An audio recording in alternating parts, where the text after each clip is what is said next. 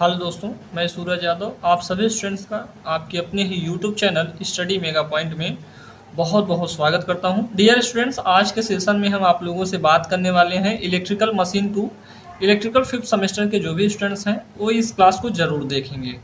Dear students, इसके पहले आप लोगों की बहुत सारी क्लासेस हो चुकी हैं, लगभग 3 या 4 क्लासेस हो चुकी हैं। जैसा कि मैंने बोला था कि आप लोगों को चैप्टर 1 की बहुत सारी डेमो क्लासेस दी जाएंगी, जिसमें आप लोग ये सारी चीज़ों को ध्यान रख पाएंगे किस प्रकार से आप लोगों की ऐप पे क्लासेस चलेंगी।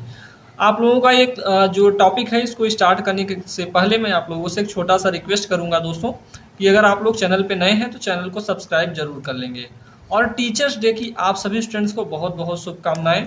और आगे आप लोगों को एक नोटिफिकेशन बताऊंगा या एक ये बोल लीजिए कि आप लोगों को एक सरप्राइज मिलने वाला है इस टॉपिक को सीखने के बाद। ठीक, चलिए हम बात करते हैं दोस्तों principle of operation slip and its significance. यानी हमें बात करना है दोस्तों स्लिप क्या होता है एंड इसका जो सिग्निफिकेंस यानी विशेषताएं क्या क्या है स्लिप की, इसको हमें ध्यान रखना है। यानी इंडक्शन मोटर में हमारा स्लिप का क्या महत्व है, इसको बहुत अच्छे वे में हम आप लोग जानेंगे आगे चल के। बट यहाँ इससे पहले मैं आप लोगों को स्लिप के बारे में बताऊंगा। ठीक है, इंडक्शन मोटर में स्लिप मतलब होता है, हिंदी में इसे सर्पण बोलते हैं। क्या बोलते हैं दोस्तों? हिंदी में स्लिप को सर्पण बोलते हैं। ठीक, अब स्लिप आप लोग जल्दी से याद कर लेंगे, स्लिप आप लोगों को समझ में आ जाएगा। स्लिप का मतलब यही होता है दोस्तों, जब हमारा जो स्टेटर का फ्लक्स होता है या स्टेटर फ्लक्स जो होता है उसकी स्पीड, क्या हमने बोला, स्टेटर फ्लक्स की स्पीड तथा रोटर की स्पीड जो होती है उनका जब अंतर हम देखते हैं तो उसी के अंतर को हम स्लिप स्पीड या उसी को हम बोल देते हैं स्लिप बोल देते हैं। ठीक है दोस्तों, स्लिप को हम यस से डिनोट करेंगे आगे चल के, और स्लिप की कोई यूनिट नहीं होती यानी उसका मात्रक नहीं होता है। आई होप आप लोग ये बातें ध्यान में रख चुके होंगे। अब दोस्त हम बात करेंगे स्लिप के बारे में, कैसे आप लोगों को एग्जाम में लिखना है। आपके बहुत सीनियर्स थे जो वो तो बहुत अच्छा खासा नंबर इस सब्जेक्ट में लाए हैं, 45 नंबर आया है दोस्तों।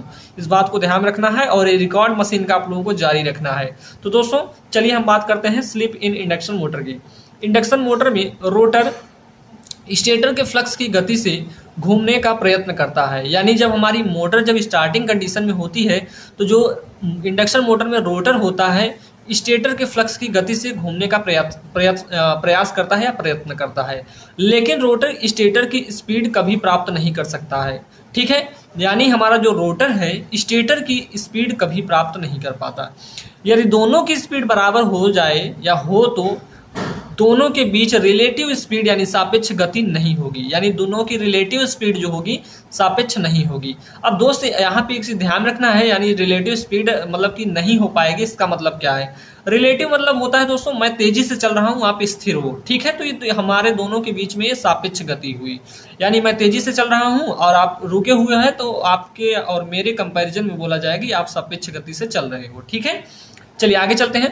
तथा दोनों के बीच ईएमएफ तथा करंट नहीं बनेगी। अब दोस्त जैसे ही रिलेटिव स्पीड पे चलेगा ही नहीं तो हम दोनों के बीच में कैसा संबंध, आप तो बहुत आगे हैं और मैं बहुत पीछे हूं, तो कोई संबंध ही नहीं हुआ। तो हमारा यहाँ सिंपल सा मतलब है कि ईएमएफ और करंट बनेगा ही नहीं। आई होप ये बात आप लोग समझ गए होंगे। नेक्स्ट चलते हैं दोस्तों, आगे क्या है, यदि या फिर और क्या है, और घूर्णन के लिए बलाघूर्ण भी उत्पन्न नहीं होगा। ठीक है, यानी अब रोटेशन के लिए जैसे हमारा ईएमएफ एंड करंट नहीं बनेगा तो रोटेशन के लिए हमारा कैसे हमारा टॉर्क मतलब प्रोड्यूस होगा। ठीक है, जब हमारी मोटर घूमेगी तभी हमारा टॉर्क क्या होगा, प्रोड्यूस होगा। ठीक है, बलाघूर्ण उत्पन्न होगा। ठीक है भाई, क्या होगा इस कंडीशन में, क्या होता है, बलाघूर्ण उत्पन्न नहीं होगा। अतः रोटर एक ऐसी स्पीड पर घूमता है जो स्टेटर की स्पीड से कम होती है। ठीक है, यानी रोटर हमारा इस स्पीड से चलेगा कि स्टेटर की स्पीड जो है उससे कम रहता है। यह स्पीड लोड पर डिपेंड करती है। कौन सी स्पीड? स्टेटर की स्पीड जो होती है कम होती है, किस पे डिपेंड करेगी, ये लोड पे डिपेंड करती है भाई। ठीक है, आगे चलते हैं। आगे ये टर्म आप लोगों को याद रखना है, ऊपर कुछ याद हो चाहे ना याद हो, लेकिन ये वाली टर्म आप लोगों को याद होना चाहिए। स्टेटर की फ्लक्स स्पीड, स्टेटर का भी फ्लक्स होता है अपना, उसकी स्पीड देखी जाएगी, और रोटर का भी स्पीड होता है दोस्तों। उनके दोनों के बीच का जब अंतर हम निकालते हैं तो उन्हीं को हम बोल देते हैं स्लिप। क्या बोलेंगे दोस्तों? स्लिप बोला जाता है, स्लिप स्पीड बोला जाता है, दोनों चीजें वही हैं। चाहे हम गंगाधर को शक्तिमान बोल दें या शक्तिमान को गंगाधर बोल दें, बात वही है। ठीक भाई, चलिए आगे चलते हैं। हमने बोला कि स्लिप का मात्रक नहीं होता है और स्लिप को हम एस से डिनोट करेंगे या एस से प्रदर्शित करते हैं। आई होप ये बात आप लोग समझ में आ गया होगा। दोस्त आप लोगों को ये टॉपिक इतना इंपॉर्टेंट है कि जितना कि आप लोगों को मतलब कि आप लोग जितना स्टार्टिंग में सोच रहे होंगे उससे ज़्यादा है। ठीक है, इंपॉर्टेंट है, कई बार एग्जाम में आया है, तो इसको भी आप लोग बहुत अच्छे वे में ध्यान रखेंगे। अब हम एक दो तीन फार्मूले आप लोगों को बताएंगे जो कि आप लोगों को अपनी लाइफ में याद रखना है। और जैसे ही ये चैप्टर इंड होगा दोस्तों, यानी इसके थ्योरेटिकल जो पार्ट हैं उनको मैं कंप्लीट करने के बाद आप लोगों को न्यूमेरिकल भी इसका कराऊंगा। न्यूमेरिकल बहुत ही सिंपल होंगे, बट आप लोगों को फार्मूले याद होने चाहिए। दोस्तों आप लोगों को थोड़ा सा कंफ्यूजन नहीं होना चाहिए। यहाँ पे है स्लिप स्पीड। क्या है? स्लिप स्पीड को हम बोलेंगे, स्लिप स्पीड इक्वल टू होता है NS माइनस NR। NS मतलब होता है सिंक्रोनस स्पीड, NR मतलब होता है रोटर की स्पीड। इस बात को ध्यान रखेंगे दोस्तों। हमने क्या बोला?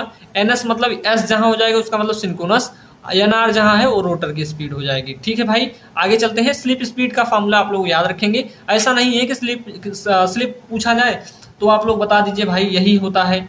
ठीक है, तो आप लोग बता देंगे यही होता है। तो जब भी स्लिप स्पीड की बात की जाएगी दोस्तों तो इसको आप लोग बता देंगे। ठीक है, आई होप आप लोग ये बात समझ गए होंगे। तो यहाँ पे है क्या है? सिंक्रोनस स्पीड है, या सॉरी स्टेटर का फ्लक्स बोल सकते हैं या सिंक्रोनस बोल सकते हैं। ठीक है, जो ज़्यादा तेज रहेगा जिसके कंपैरिजन में हम बोल देते हैं उसे सिंक्रोनस। सिंक्रोनस का मतलब यही होता है दोस्तों जो एक समान की स्पीड पर चले। ठीक है, अब दोस्तों एक चीज ध्यान रखना है, स्लिप इक्वल टू क्या होता है? हमें जो मेन है हमारा स्लिप का जो फॉर्मूला होता है NS माइनस NR अपान NS, यानी सिंक्रोनस स्पीड, सॉरी स्टेटर की स्पीड, सॉरी भाई यहाँ पे स्टेटर की स्पीड है, सॉरी स्टेटर की स्पीड माइनस रोटर की स्पीड अपान स्टेटर की स्पीड।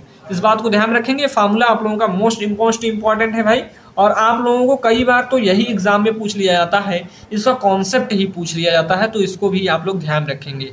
तो यह NS मतलब क्या हो जाएगा दोस्त? NS मतलब हो जाएगा स्टेटर की स्पीड है। ठीक है, यहाँ पे आप लोग ध्यान रखेंगे स्टेटर फ्लक्स की स्पीड। ठीक, और रोटर की स्पीड की बात की गई है तो यहाँ पे हमारा ये हो जाएगा, ये हमारा हो जाएगा स्टेटर का स्पीड और ये हो जाएगा रोटर।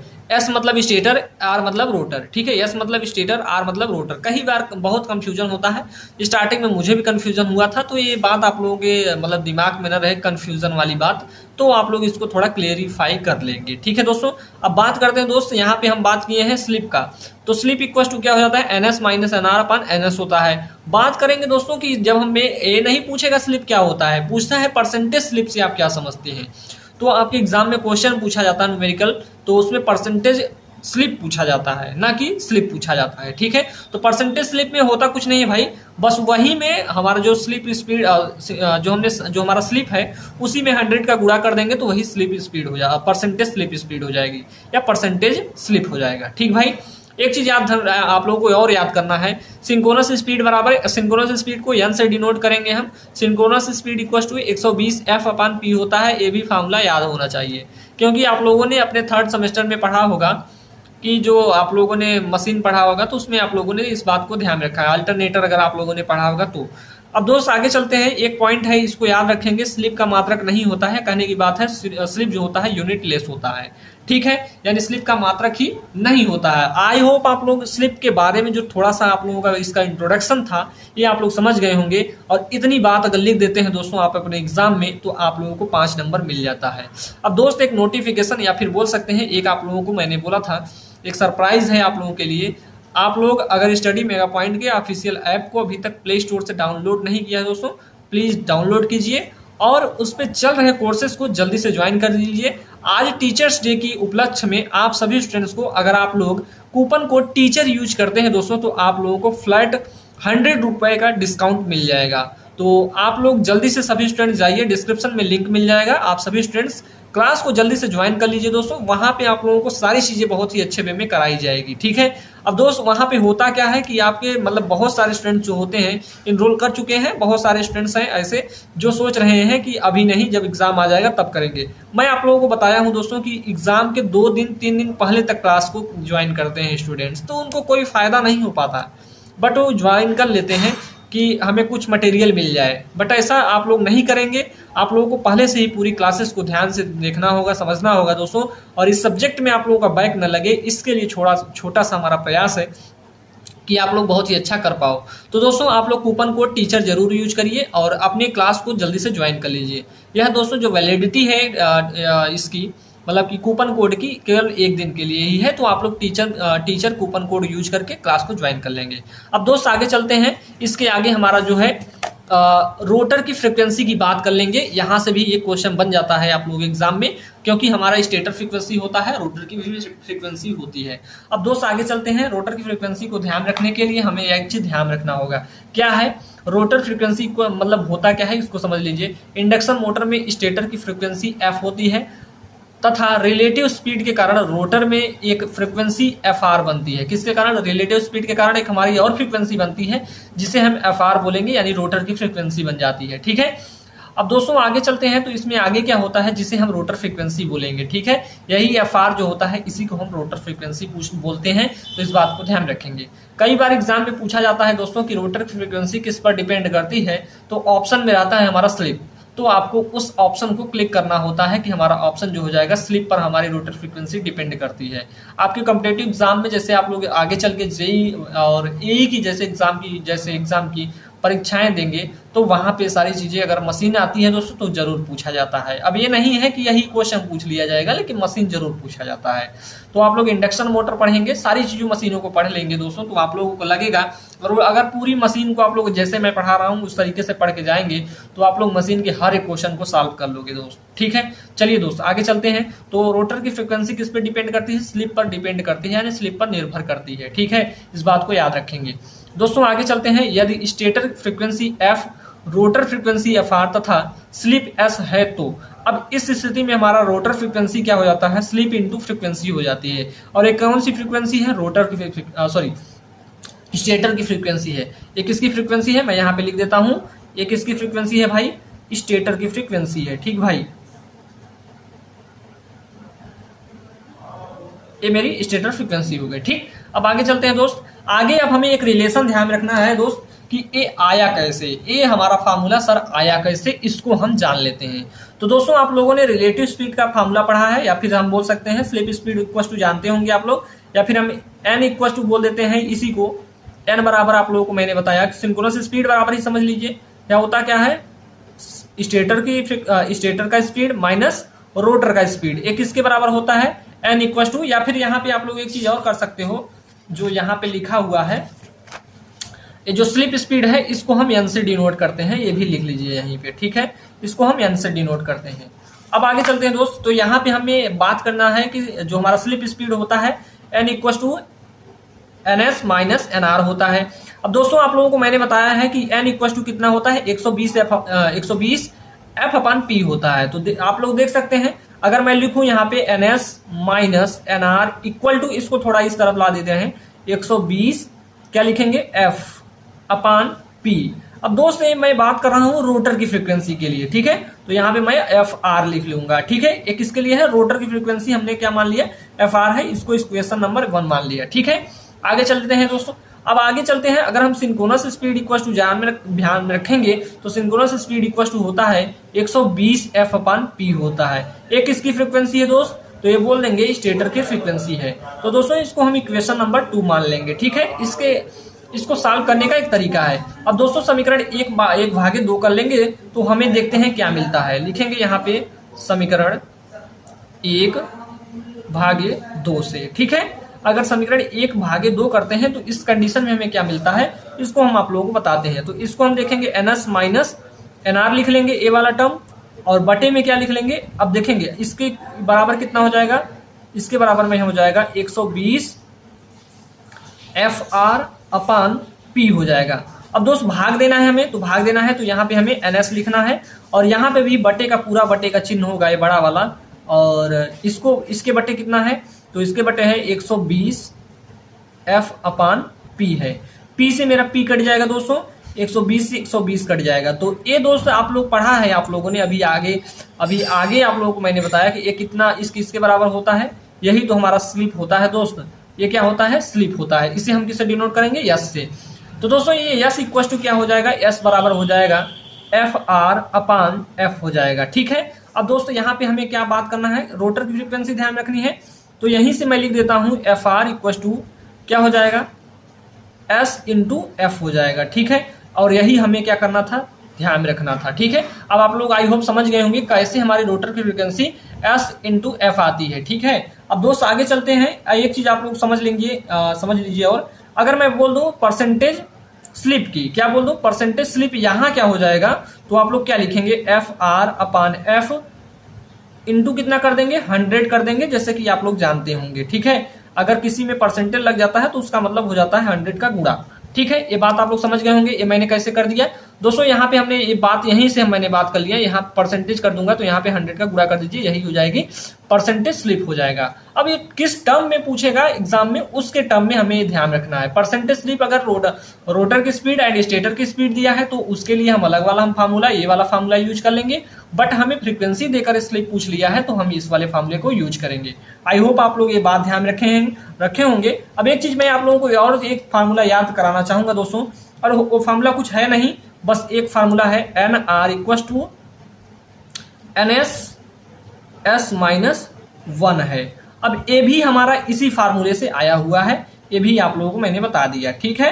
तो इस भी फार्मूले को याद रखेंगे। इसकी जो यूनिट हो जाएगी, अगर मैं बोलूंगा स्लिप की यूनिट क्या होती है, तो स्लिप जो होता है यूनिटलेस होता है। बट रोटर की फ्रीक्वेंसी हम किस में लेंगे, आरपीएम में लेंगे, किस में लेंगे, आरपीएम में, ठीक है। इस बात को ध्यान रखेंगे, राउंड पर मिनट होता है।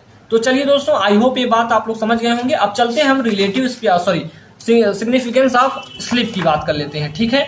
अब आप लोगों का जो एग्जाम का जो 5 नंबरिया क्वेश्चन था दोस्तों, कंप्लीट होने वाला है, ठीक है।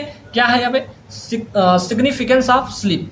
अब दोस्तों सिग्निफिकेंस यानी विशेषताएं क्या क्या होती हैं स्लिप की, ये 3-4 पॉइंट है, आप लोगों को याद रखना होगा। बहुत ही सिंपल है भाई, याद हो जाएगा, ठीक है। कुछ भी टफ नहीं लगेगा आप लोगों को, बस आप लोगों को डेली क्लास को ज्वाइन करना है, डेली क्लास को देखना होगा, ठीक है। मैं बात करता हूं, यदि induction motor stand still condition में है, स्टैंड स्टिल कंडीशन का मतलब क्या होता है सर, हमारी मोटर जो है, इंडक्शन मोटर रुकी हुई अवस्था में है, तो उस स्थिति में हमारा स्लिप का मान जो होता है 1 होता है। तो आप लोगों से कोई भी पूछे, कोई भी व्यक्ति पूछ सकता है कि स्टैंड स्टिल कंडीशन में स्लिप का मान कितना होगा, तो आप लोग बता दीजिएगा कि 1 होता है। अतः रोटर फ्रीक्वेंसी एफ आर अधिकतम सप्लाई फ्रीक्वेंसी के बराबर होगी, यानी रोटर की फ्रीक्वेंसी जो होगी मैक्सिमम सप्लाई फ्रीक्वेंसी के बराबर हो जाएगी, ठीक है।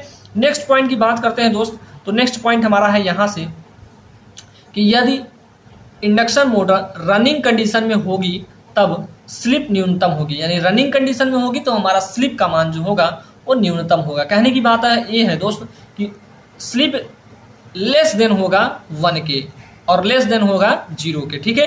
तब हमारा रोटर फ्रीक्वेंसी क्या होगा, एफ आर जो होगी न्यूनतम होगी, यानी रोटर की फ्रीक्वेंसी क्या हो जाएगी, न्यूनतम हो जाएगी। नेक्स्ट पॉइंट क्या है दोस्त, यदि रोटर सिंक्रोनस स्पीड यदि रोटर एनएस स्पीड यानी स्टेटर की स्पीड से घूमेगा तब स्लिप इक्वल टू 0 होगी, जिसे हम क्या बोलेंगे, रोटर की फ्रीक्वेंसी 0 हो जाएगी, ठीक है। यानी रोटर का जो रोटर है उसकी फ्रीक्वेंसी क्या हो जाएगी, उस कंडीशन में 0 हो जाएगी। अगर हमारा एनएस यानी जो हमारा एनएस है, स्टेटर की स्पीड जो है, अगर वो